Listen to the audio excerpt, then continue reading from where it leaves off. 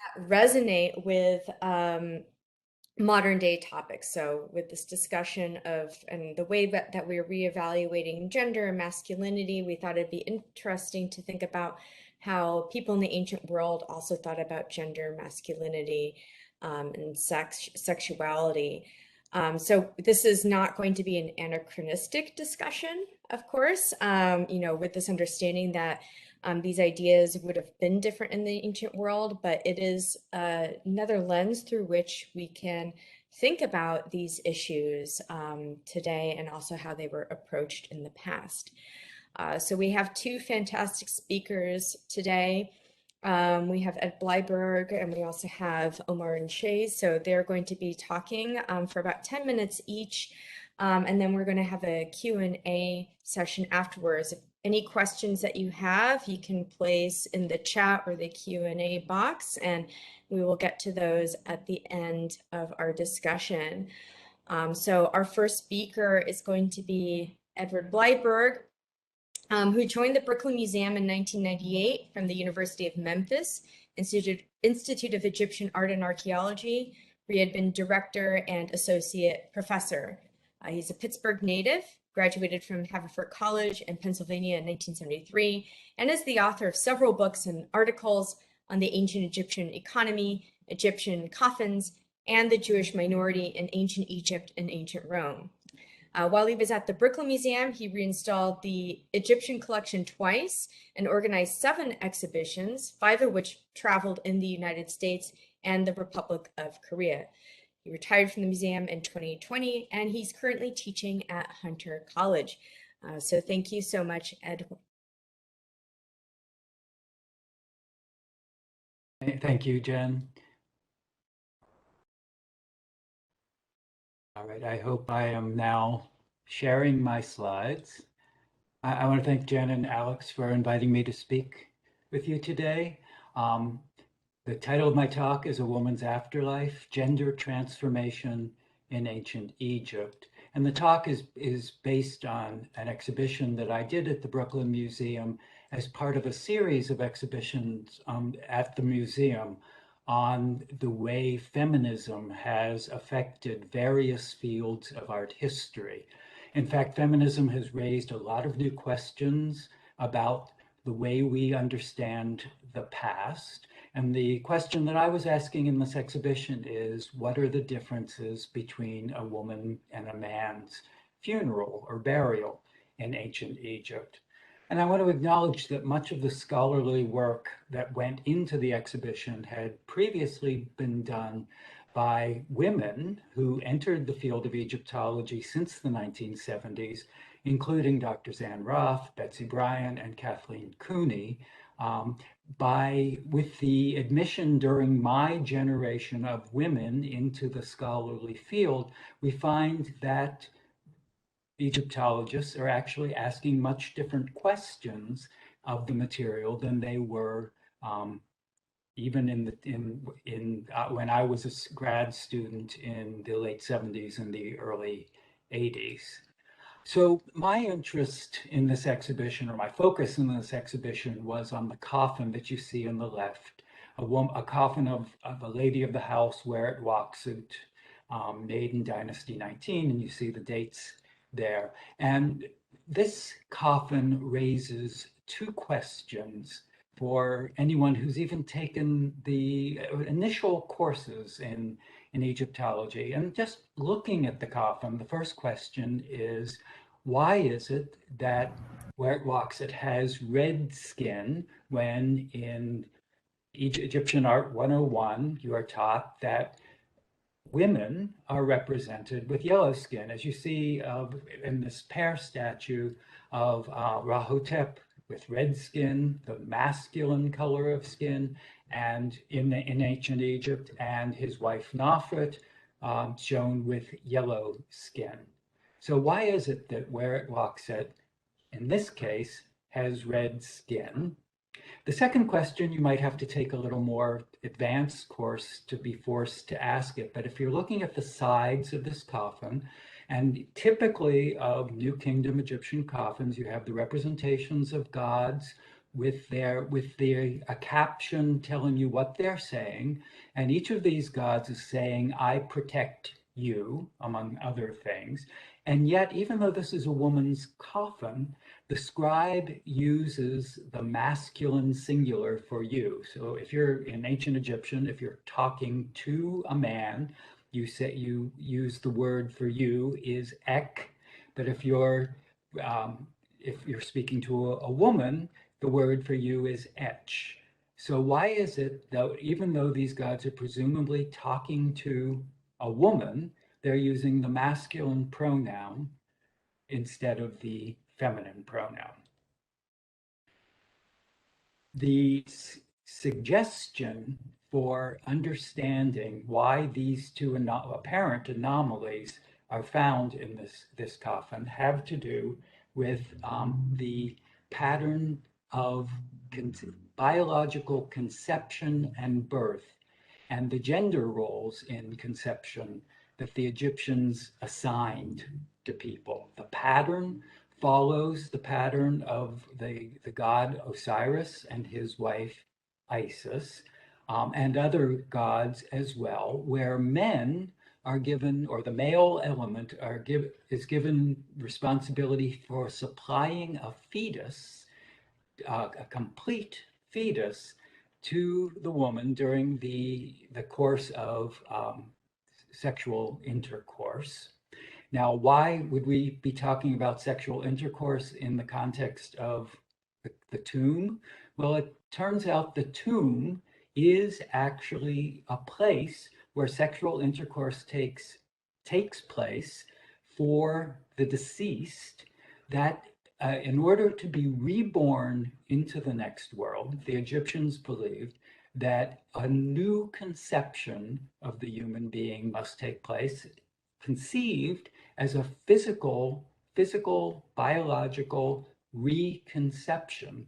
And in this pattern, where the male supplies a fetus to the female, who then nurtures it for 9 months and then gives birth, the Egyptians perceived a problem in women's burials. And I'm going to skip this. The problem is, how is it that a woman can reconceive herself if she is alone in her coffin? It was easy for a man. Man supplies his own fetus for himself and can be reborn directly out of his tomb into the next world. But how is it that a woman who has in the Egyptian conception, has no access to a fetus? How can she reconceive herself? And the Egyptian solution to that problem is to turn the woman briefly into a man, following a ritual and following the funerary equipment, which gives her red skin, and then a ritual in which a woman is, or the mummy in this case, is addressed as a man using masculine pronouns. The woman is turned into, or transformed into, a male god, Ra Osiris, who you see represented here. And now the deceased woman can reconceive herself and give birth to herself while she's a man. The coffin itself the word for coffin is a synonym with the word for egg in ancient Egyptian. So this new fetus is inside of the coffin slash egg, and now is reconceived and able to be reborn into the next world. Now, there's also an inner coffin in this that goes in this set. You've seen, and in the inner mask, there is yellow. The skin is now painted yellow, and this piece of equipment transforms the deceased back into the female state, so that she can enter the next world as a woman. Birth is understood to take place with the aid of a midwife in the form of these small wooden dolls, which are called paddle dolls. I also show you the paddle doll turned 90 degrees, which I think is, if you look at it with open eyes, it's a very suggestive shape. Woman also, anyone giving birth is also helped by the god Bes, who protects women during childbirth and also the newborn child. This would be included with a tomb. But a woman's grave goods, of course, are entirely woman's grave goods, such as this mirror with a handle in the form of a woman, or some of the funerary necklaces, which we know are associated with women. So a woman then enters the next world, transformed once again back into a woman, where she continues to live for eternity as a woman. So thank you. I think that was in the time limit. And I'm going to stop sharing. Thank you so very much, Ed. So we're going to have a second speaker who's with us, Omar. And she is actually from the University of Malta. And Omar, I'm going to ask you to share your screen that you can talk to us about the gender and masculinity issues in Mesopotamia. Thank you.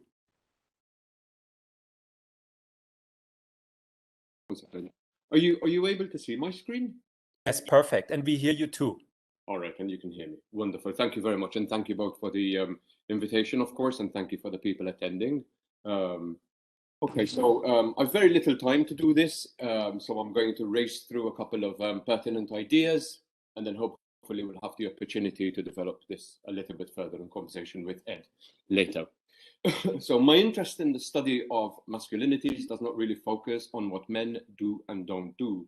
That I consider normally to be the remit of men's studies. Our ancient Near Eastern sources tell us that masculinity was viewed as a thing in itself, a sort of roaming variable that different contexts shape into a meaningful and possibly forceful bodily and political poetic.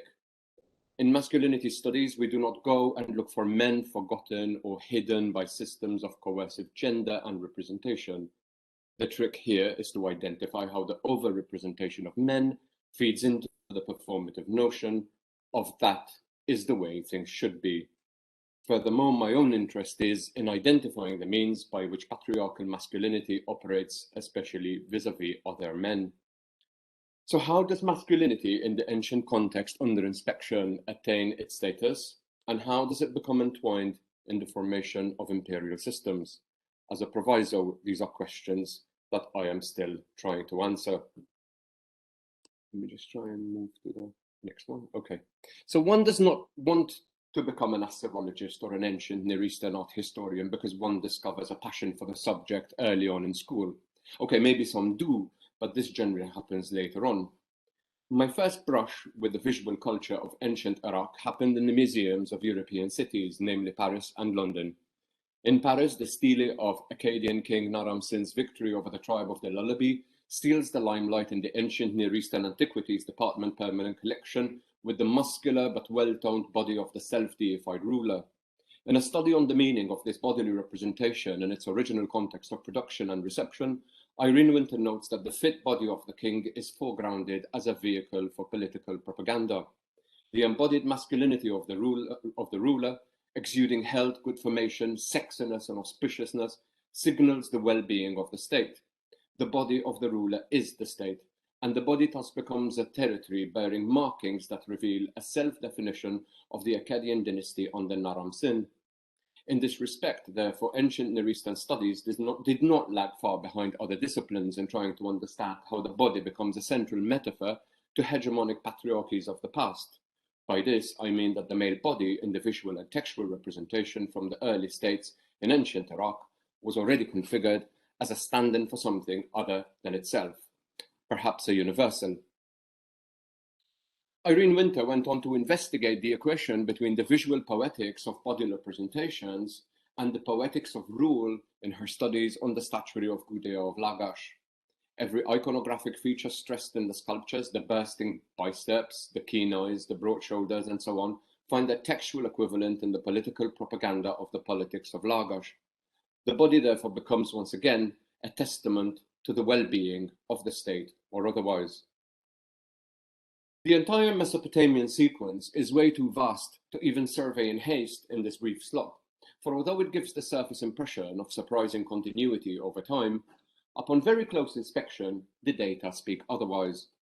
I will instead focus on the first millennium culture of Imperial Assyria as a fair compromise for Mesopotamia.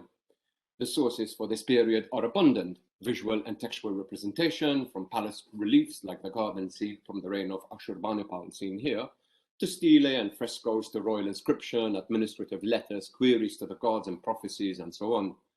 Many primary texts are now available in reliable standard editions, and the largest museums have collections that are publicly available for inspection online. But apart from the wealth of data, why Assyria? Well, partly because it problematizes the way we study gender. In the 1st century of the Common Era, the Greek writer Diodorus Siculus set about writing the Library of History, an ambitious project which borrowed some of its content from the now lost works of Ctesias of Cnidos, a physician in the employ of Artaxerxes II. Diodorus informs his readers that according to Ctesias, the fall of the legendary Assyrian Empire was to be pinned onto the degeneracy of one of its longest living rulers, Ashurbanipal, known in this later literary tradition by the name of Sardanapalus. At this point, the text embarks on a slanderous tirade aimed at subverting the masculinity of the Assyrian king. Ashurbanipal is accused of wallowing in lavish luxury and ennui, of going in drag, of softening his skin with potions and lotions normally used by courtesans, painting his face white, hobnobbing in bed with men and women, and engaging in bizarre sexual practices. Somewhere around the early centuries of the Common Era, Justin was no less hellbent on throwing Ashurbanipal's masculinity into the gender cesspit. He levels accusations that the Assyrian king was more womanly than a woman, and expresses disgust at the gender-bending notions of a political figure whose gender expression should align itself with an age-old tradition of being a man, not weaving purple garments and dilly-dallying with prostitutes and Elamite princes. Justin is particularly disgusted by the rumor that Ashurbanipal commanded armed men while dressed as a woman weaving wool. We do not have any documentation of this type from the days of Ashurbanipal. These texts were written a few hundred years later, but they attest to a tradition of character assassination and courtly critique on the basis of gender, particularly masculinity. From the slanderous pens of these authors, it is clear that gender in general and the appropriate and sanctioned expression of masculinity in particular were never the king's prerogative to make. These later literary traditions, patriarchal masculinity, had to avoid ticking any of the boxes in the litany of emasculating traits. And although the bisexual and transgender notions are all but removed from the later pictorial traditions of the great Assyrian Sardanapalus, his penchant for promiscuity and profligacy refused to go silent, as in this piece by the 16th century Flemish engraver, Raphael Sadler, after Jules van Vinger, and of course this Louvre blockbuster by Delacroix, painted in 1844. And this construct of masculinity in crisis of the last great Assyrian king Ashurbanipal was to remain until Western explorers went into Mesopotamia. Mesopotamia is a fancy Greek name that refers to ancient Iraq, corresponding more or less to present-day Iraq. Since the mid-19th century, ancient Iraq has taken pole position in most of the world's first: writing, cities, empires, authorship, and so on and so on. Driven by a curiosity about the past, the search for the verification of stories and cities, particularly those mentioned in the Bible, as well as by the race to populate the growing collections of universalist museums, explorers and spies combed the region for spaces to dig and sites from which to siphon the material remains of the past. Assyrology, the study of all things related to ancient Iraq, emerged out of this scramble. Soon enough, the writing system of these ancient cultures, that is, cuneiform, was deciphered, the text translated, and the early stages of human civilization revealed. Some of you may know Mesopotamia as the cradle of civilization, but this term is contested by many who feel that this label hijacks the identity of the region and tries to turn it into a significant etiology for the West. As a place of first, this is where we go to when we want to look for the origins of things: writing, authorship, urbanization, masculinity, and hegemony. But restrictions due to martial contingency isolated Iraq from the horizon of archaeology for the past 2 decades or more, opening up neighboring regions like Syria and Turkey, and other big excavation projects siphoned in those directions. At one and the same time, therefore, Iraqi sites were mostly left unattended and open to the depredation of looters in need of cash currency in a failing economy, and the displacement of the centrality of Iraq in the narrative of first. But back to our Ashurbanipal for the time being.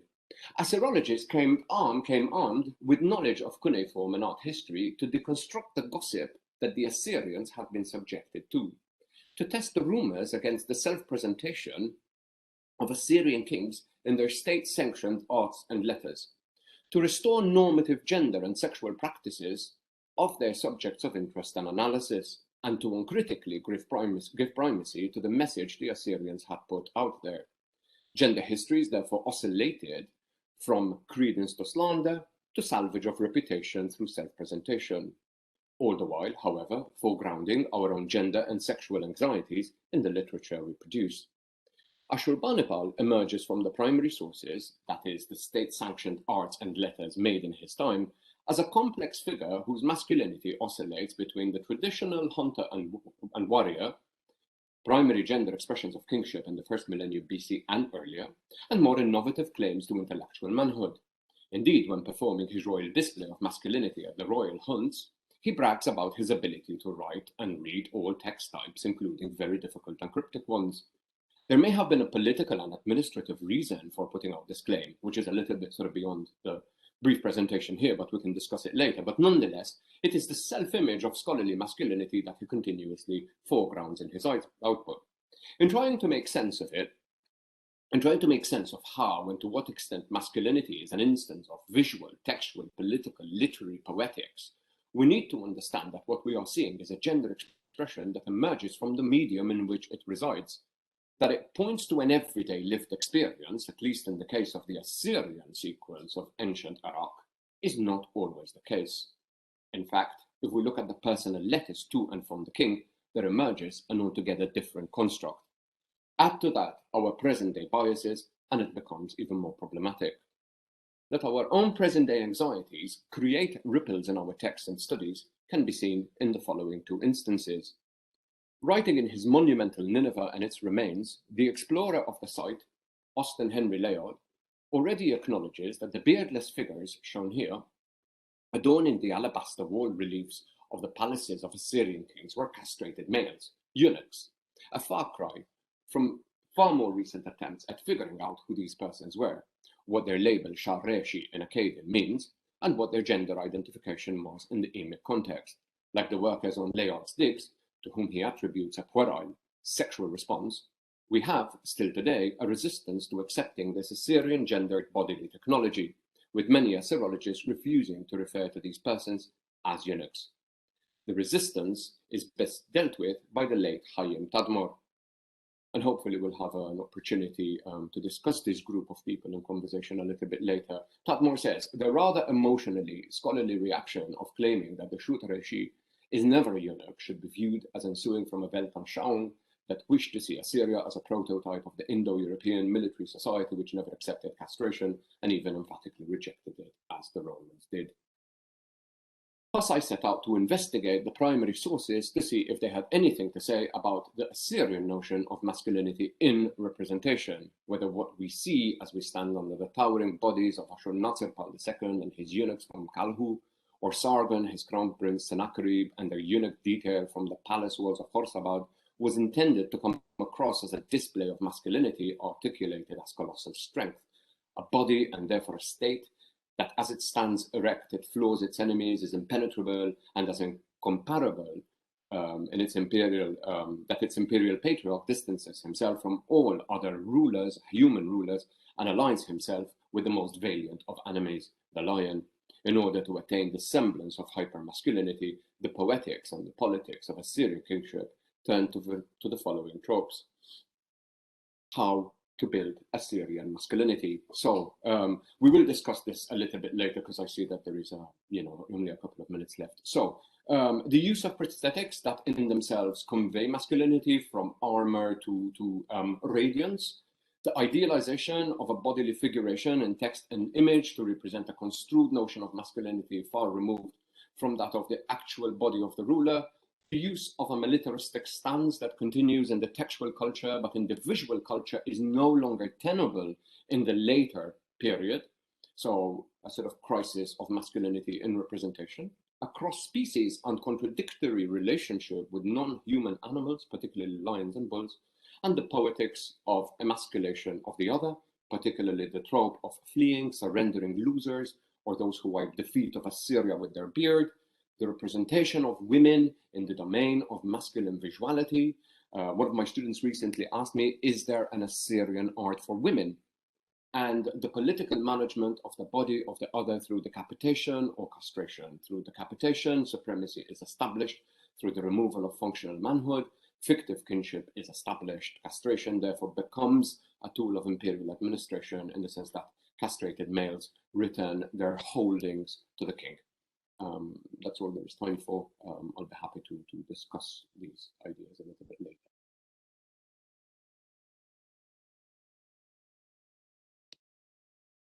Thank you so much, Omar, and also for Ed for your really interesting presentations. I know there's so much to unpack here and to discuss, and I know that this is a topic that is very that resonates with many people. So again, if you have any questions, we're going to open up the chat, or the chat is actually already open. So if you have any questions that you would like to ask Omar or Edward, you can enter into the chat. The other thing that you could do, if you click on that smiley face emoji at the bottom of the menu, there's a raise hand feature. And then you can also verbalize your question or make a comment. So I see that there is a question in the chat, but I would like to, I think me and Alex would also like to take this opportunity to ask some questions first. So one thing that I was wondering, I have two questions actually. Omar, since I'm coming from an Egyptological standpoint, and you're talking about the importance of facial hair, which is interesting because in Egyptian art and culture, you don't tend to see a lot of facial hair. Do you know if the Assyrians ever made any comments about like the clean shavenness of the Egyptians, sort of similar to how like Egyptians commented on, for instance, they considered an uncircumcised male to be not quite a man, because that was an important step in becoming a man, was to be circumcised. And that's something that is sometimes talked about. Do you see that with Assyrian culture at all? And then the other question I had, I guess for Ed, but I guess yeah, mainly for Ed, like, do you feel like there is such a thing as like a third gender, to put it in, maybe slightly anachronistic terms? Like, is there's this idea that there's a gender that is neither male nor female in ancient Egypt, but sort of walks this line between both. I'm thinking, mainly of these fertility gods, for instance, these Nile River gods. Thank you.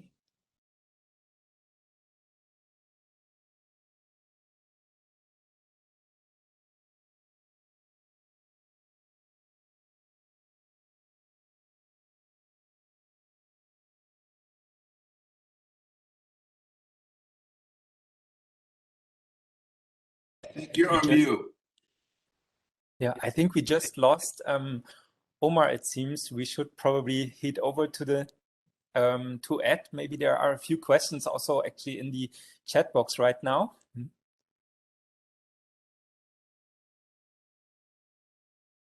Okay, so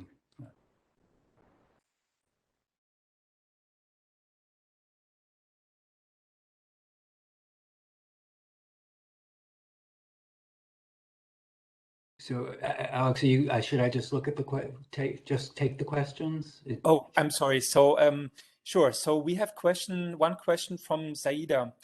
Do Egyptian tombs suggest that they understood a distinction between sex and gender, the later being performative, transitional? I think, because of my philological training, I would want to find in order to establish such a distinction, I would want to find Egyptian words that make that distinction. And I think the Egyptians have they have their own understanding of a functional understanding of how human reproduction takes place. I'm not sure that we can broaden what happens in the tomb into society in general. There, I think so. I guess the answer would be yes. There is this one performative thing that happens. The example that I showed you comes from the Ramesside period in 19th dynasty and 20th dynasty. But the issue of language is much older than that. So it turns out that on women's coffins of many different periods over the 3,000 years of Egyptian history, the masculine pronoun is used in addressing women. I believe, along with Karakuni, that the intention of this is to make human reproduction possible from an Egyptian point of view. But within society itself, other than this one function, I'm very unclear of whether the Egyptians could make that kind of a distinction. Thank you. So I'm just gonna, there's a question for Omar, but he hasn't been able to come back on yet. I think we're working on that now, but Jacqueline Williamson actually has a question for you, Ed. She says, thank you for this event. I want to ask Edward about the evidence for the idea of the man providing a full fetus to the woman for her incubation.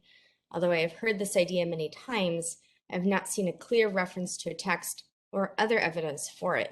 Thanks again. Great. The evidence that Karakuni adduces comes from both the coffin texts and the Book of the Dead. I don't have chapter and verse here because this is the 10-minute version.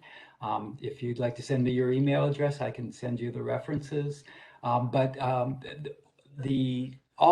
Roth, Betsy Bryan, Karakuni have all pointed to in the most simple sense, the idea of it is the masculine gods who are also responsible for fertility in general, and the woman's role is seen as extremely passive or is conceived as completely passive in the biology. But there are good textual references that suggest this idea that come from funerary texts. As far as the medical texts go, this is much less clear, and I don't know of any references within the medical texts. Thank you. So It's back, by the way. oh, great, Omar. Omar, there is a question. Yeah, I'm so sorry. There was a bit of a blip in the connection here, and for some bizarre reason, this whole thing just froze, and so I had to restart. I'm so sorry. That was a bit of a setback here. Apologies. No worries at all. I'm going to just read one of the questions that was sent to you. And if we have time, we can go back to some of the questions that I was asking at the beginning. But Sophus Hele was asking, might the Greek sources be reflecting the identification of Ashurbanipal with the goddess Ishtar, who was indeed said to weave and spin threads on the battlefield, Johannes Haubold in Greece and Mesopotamia argues that Greek tropes about the Orient are often exaggerations and displacements of actual ancient narratives. So if you could speak on that a little bit, please. So, sorry, can you just repeat the second part of the question again? The sound is playing up a little bit. So, up to the point where Ishtar is weaving. Yeah. So Ishtar, who's said to weave and spin threads on the battlefield. Johannes Haubold argues that Greek tropes about the Orient are often exaggerations and displacements of actual ancient narratives. And whether the well, I mean, these sources are being written, particularly the Ctesias source.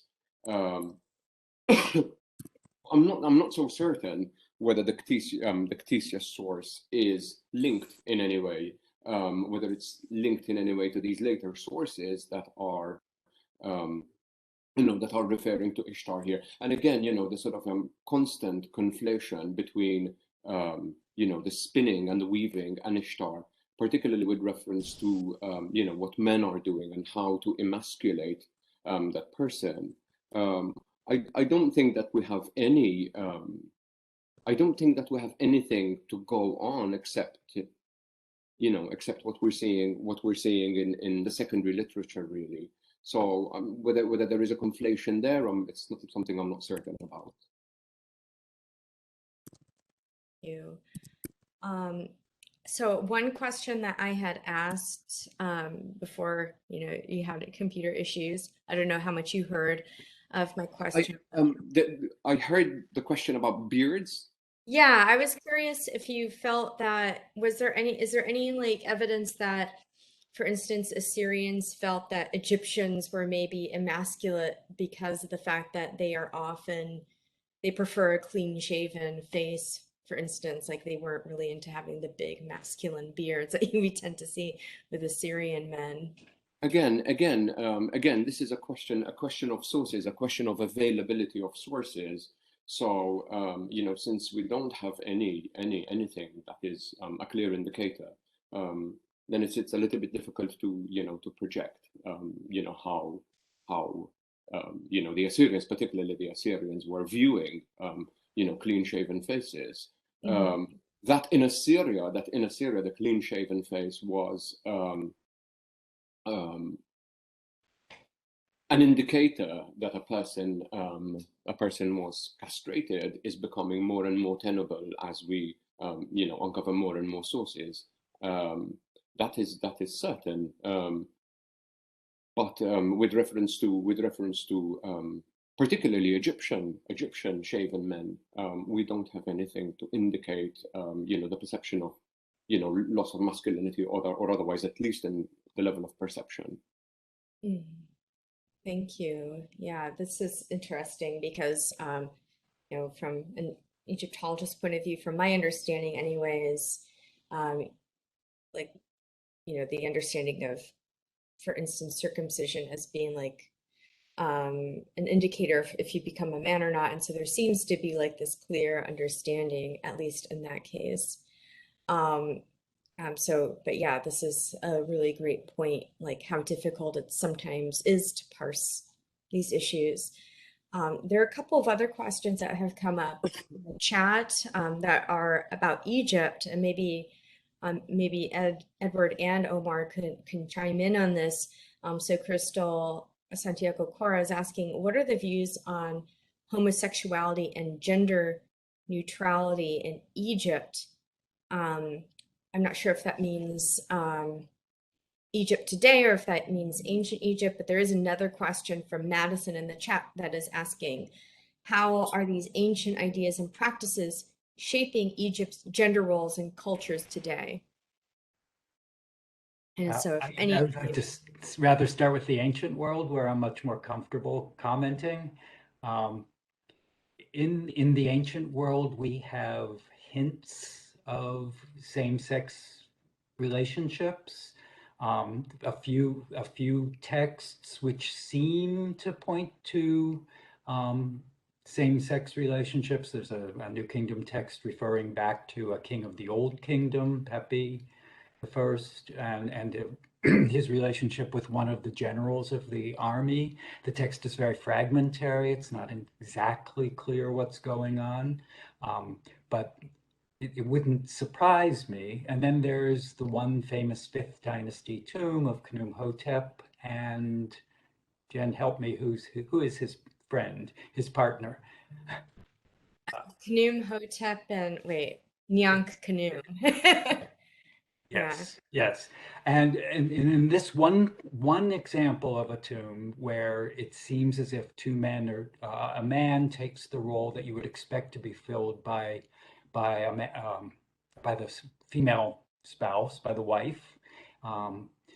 This one tomb, which is, I have to say, when it was discovered in the mid-20th century by Egyptologists, Egyptologists of that time were at something of a loss to explain it. And this speaks, I think, very much to the way that our understanding of these very obscure, very difficult sources, both written and in images, have to be interpreted to be understood. And then you run into the problems of, when this tomb was first discovered, you run into the problems of mid-20th century European and American ideas about homosexuality and the rejection of the possibility. Today, I would say that, I mean, I certainly am comfortable with the idea that these two men had some kind of unique relationship that was not usually represented in the Egyptian imagery, but certainly in their case, it seems to show a same-sex couple. But at the same time, they each have a female partner as well, and children are also shown. So I think it's very, very difficult for us to take our own ideas of gender expression and project them back into the ancient world. I think it makes as little sense for us to view the sort of liberated gay sexuality, which most people accept in the 21st century, and project that back. It makes as little sense as to take those very censorious views of the mid-20th century and project those views back. These people who lived a very long time ago really did, in some ways, think very differently from the way that we think. Although they were human beings, and there are certain features that human beings share, but we cannot just assume that we can project back our own ideas. And the only thing I'll say about the modern world is that I would just point out, in Egypt today, where I really don't feel comfortable even expressing what's going on in Egypt today, but what I would point out is that the people I talk about living at least over 2,000 years ago and as long ago as 5,000 years ago, since that time, those people were practicing a form of polytheism, which was then replaced by Christianity and which was subsequently replaced by Islam. And my guess would be that it's both Christianity and Islam that are shaping modern day Egyptian views, and as much as also Egyptians, modern day Egyptians, especially secular Egyptians, participate in cosmopolitan society.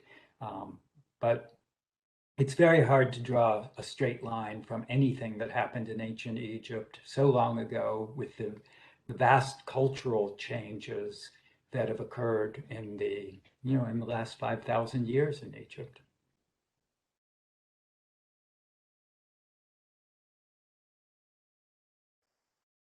Thank you. Omar, you want to say something? Yeah, thank you. And I also sort of wanted to add, that there is a small problem, or a rather big problem, with the way we actually read the sources, no? The way we actually read the sources poses a huge problem with, so we come with a question, say, for example, a term like homosexuality or bisexuality or transgender or whatever, and then the way we try to read that in the sources, particularly when you're working with students who try to approach a text and, with that question in mind, with the question of, I would like to identify a homosexual in these sources, or I would like to identify a transgender person in these sources, this is it's like, it can be slightly problematic as well, because very often there are, identity formations that perhaps we are still not able to read because we do not have the lexicon, the emic lexicon to identify that identity formation or that identity expression.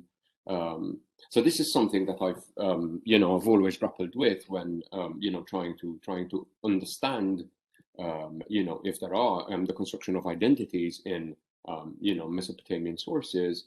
There are constructions where you think, I'm not entirely certain, how to configure this in my modern day reading, and so obviously we try to stretch the Akkadian to fit into, a modern lexicon, particularly an identity lexicon.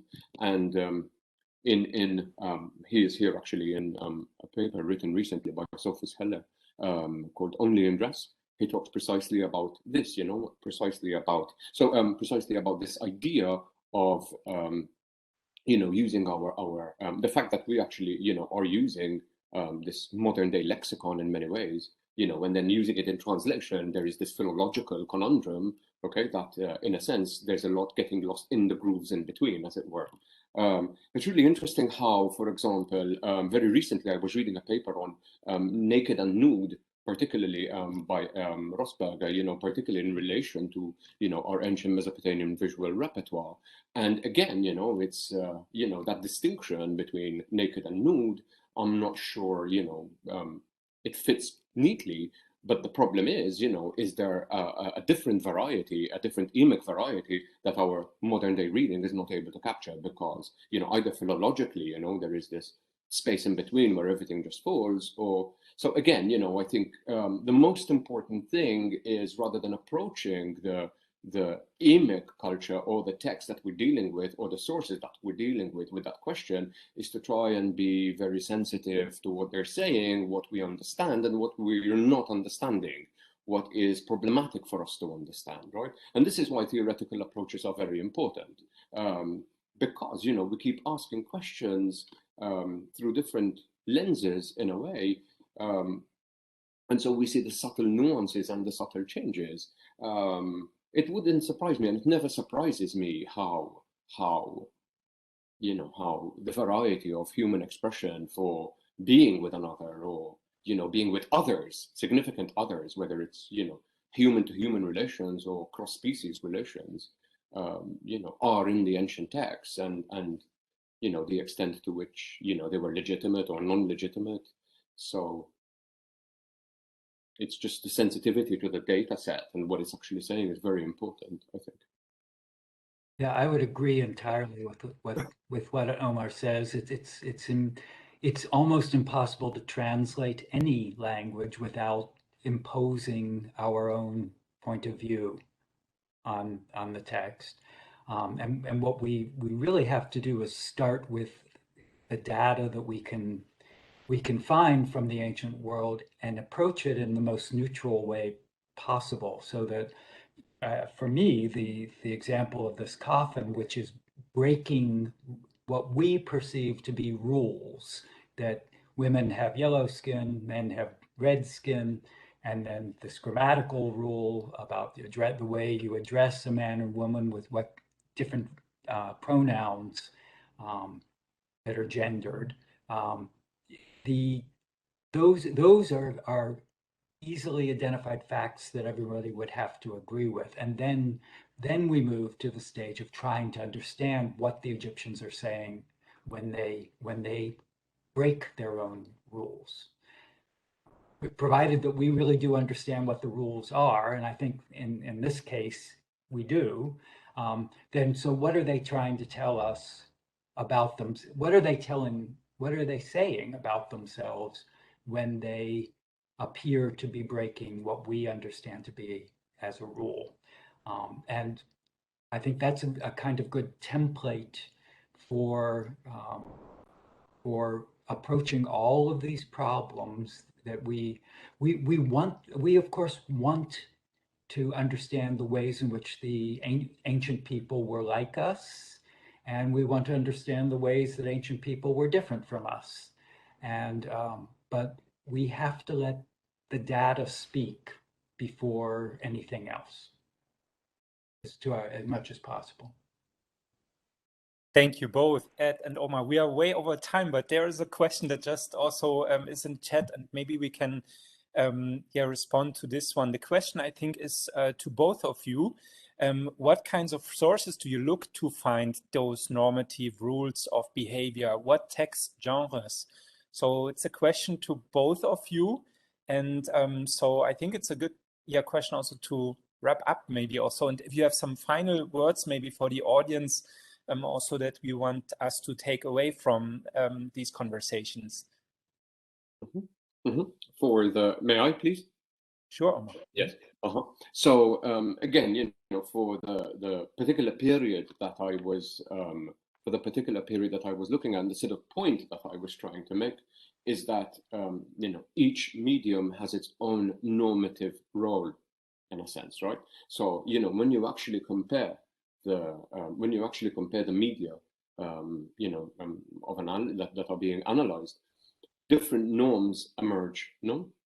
And although on the surface it appears as though there is a particular norm, underneath there are subversions of those surface norms in many ways, right? So we've got to be sensitive to the data set, but also to the media through which we glean the data sets, because media, like visual, for example, in the Assyrian visual repertoire, the norms of representation and therefore the norms of gender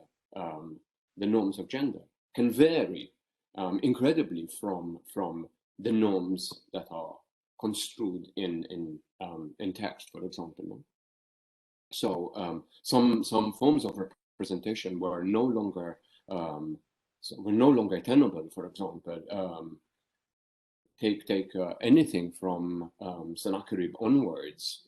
So Sennacherib, Esarhaddon, Ashurbanipal, whose texts sort of really emphasize the king going to war alone, the sort of man alone idea, conquering alone, which in the visual repertoire you would never see, because it was clearly very well known that in the text you could do that, but in the visual repertoire you couldn't do that, because the king never really went to war.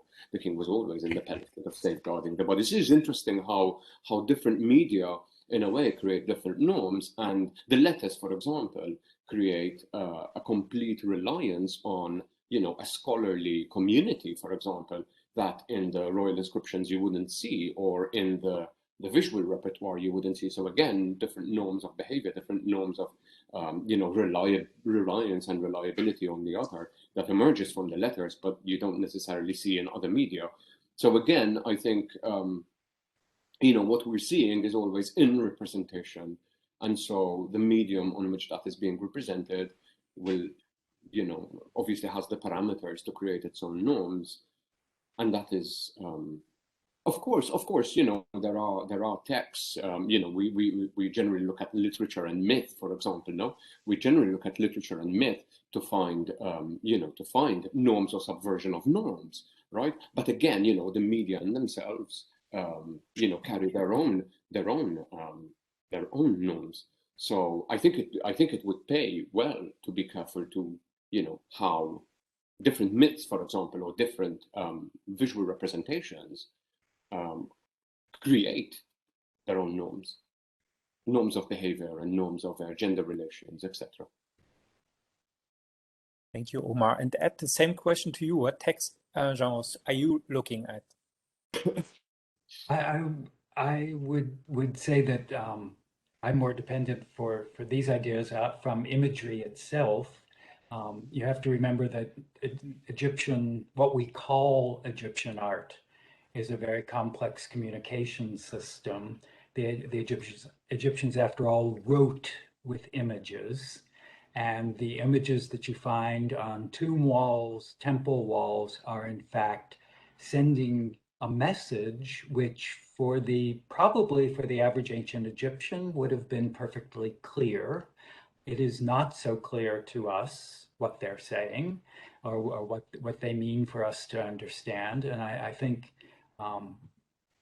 approaching Egyptian art as actually a kind of a language, I think is going to be the best technique for furthering our understanding of Egyptian civilization in general, but also in this particular case, being sensitive to small variations in presentations of what ponderance of the data set shows you one thing, but then you get this one example that's different. The old interpretation of coffins like this was, oh, it's a mistake or it's a scribal error.